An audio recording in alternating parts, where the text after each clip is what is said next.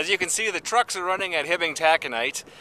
This is the overpass right on the edge of town here in Hibbing. This is my drive home out into the woods from work. My name's Aaron Brown. I'm a writer and a college instructor from the Iron Range.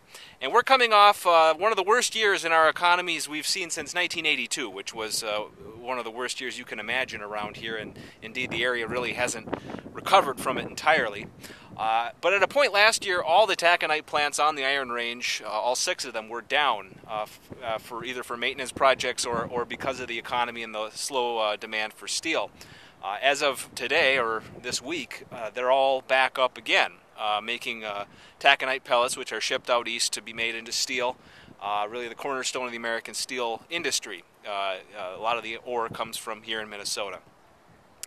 When your area is as dependent on one industry as ours is, you go through booms and busts. So the economy I just described is certainly bad and certainly was noticed around here, but it's also not something that we're fairly used to. Over the course of about 5 generations, the industry has been up and down many times. That said, unemployment was as highest in the state here on the Iron Range last year. It's still highest in the state now.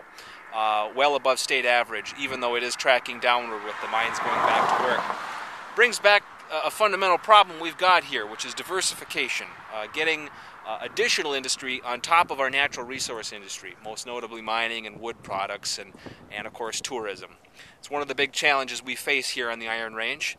You hear a lot about economic development projects here, and there are some intriguing ones, but they generally have been moving slower for both environmental and economic reasons, actually mostly economic when you get down to it. Available capital, available financing, that sort of thing. One of the most notable projects you may have heard of is SR Steel, the Indian company that wants to build a mine and steelmaking plant on the edge of Nashwauk, just a few miles down the road.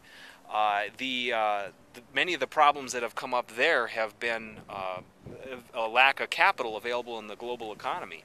And we're now seeing some interesting changes coming there.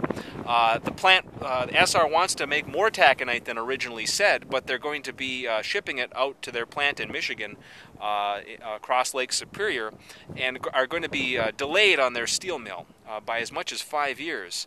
All of this while downgrading the number of years they plan to operate the plant down to 15 years, which just begs a lot of questions about a lot of the big picture projects, not just that one, but any of them, when they're dedicated or entirely dependent upon the global economy and the demand for various natural resource goods. So the question becomes, how are we going to diversify? And that's not a question I can easily answer here. We see some intriguing ideas down in Duluth with the push for Google Fiber, high-speed internet, extreme high-speed internet. And I happen to be a proponent of high-speed internet as one major tool in the development of places like the Range. You wouldn't believe it looking around here, but just a couple of miles from here are some beautiful places to live in the wilderness, surrounded by lakes and clean waters and clean air. And it's a great place to live. And if you could work from anywhere, well, I'd bet you'd want to work from a place like this, and that's where e-commuting and that sort of thing would be made more possible by high-speed internet options. But even that's not the entire story. We need a dose of creativity, and we need a dose of 21st century thinking to get us out of this mess. And we're not there yet. But as you can see from this stop sign, if you can make that out, don't stop believing. We're gonna keep going here. So from the Iron Range, this is Aaron Brown signing off. Thanks a lot.